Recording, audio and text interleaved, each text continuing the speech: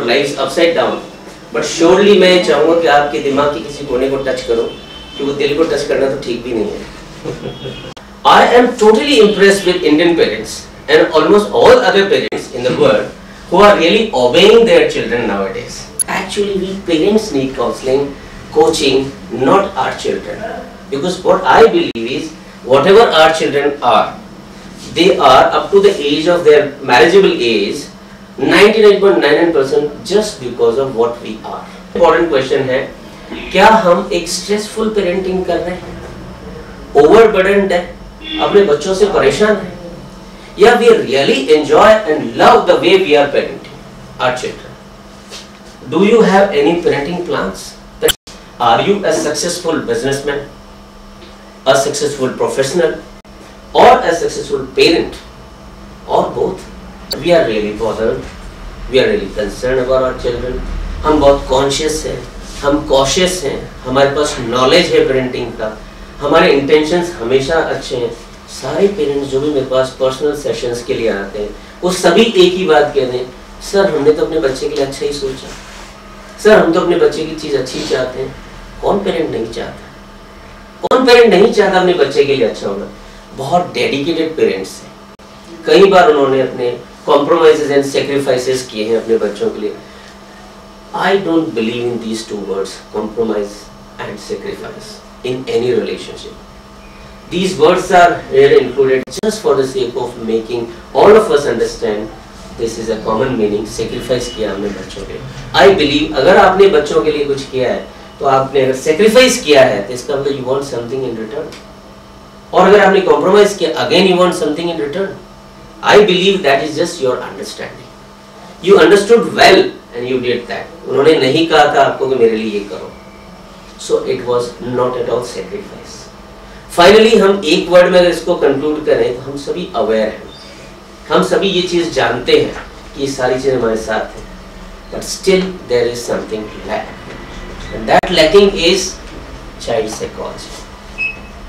You don't need to read child psychology. आपको child psychology पढ़ने की जरूरत नहीं है, बड़ी-बड़ी किताबें जानने की। Now come to children are natural mimics. This is something funny. Children are natural mimics. उन्हें कितने ही कोई चीज़ सिखाई जाए, मैनर सिखाया जाए, एटिकेट सिखाया जाए, वो वही करेंगे जो उनके पेरेंट्स करते हैं। Exactly वही चीज़ करेंगे। So don't worry.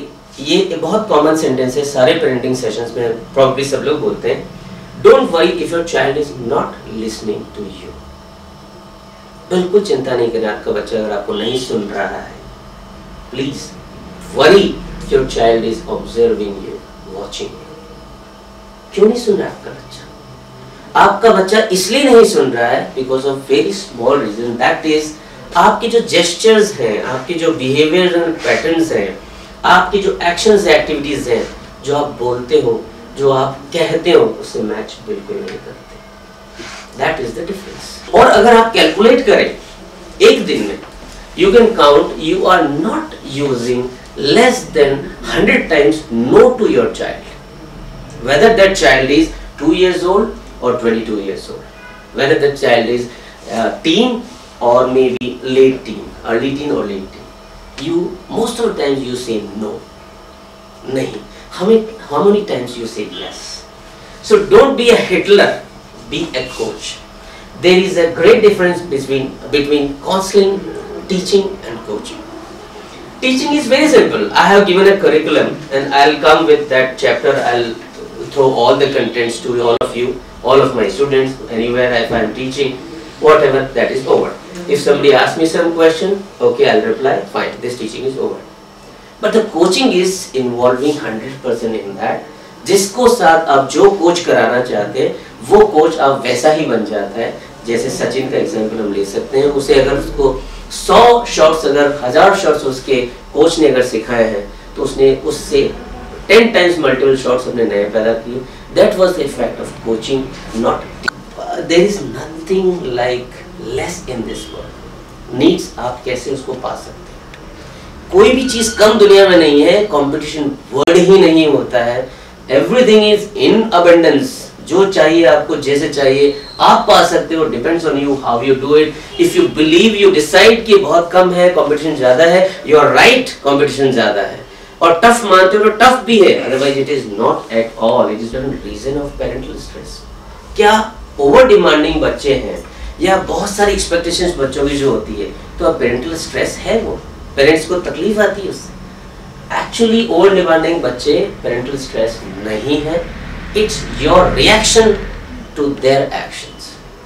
जो वो एक्शंस करने हैं, जो वो एक्टिविटीज कर रहे हैं, उनके साथ आपकी जो रिएक्शन है वो आपका कारण है स्ट्रेस का, वही एक्चुअली स्ट्रेस है, वो बच्चे स्ट्रेस नहीं है। So here we need to manage ourselves, not them first. हमें अपने आप को मैनेज करने की जरूरत है when we are in any tough difficult situation, so called tough. We don't need to manage our children.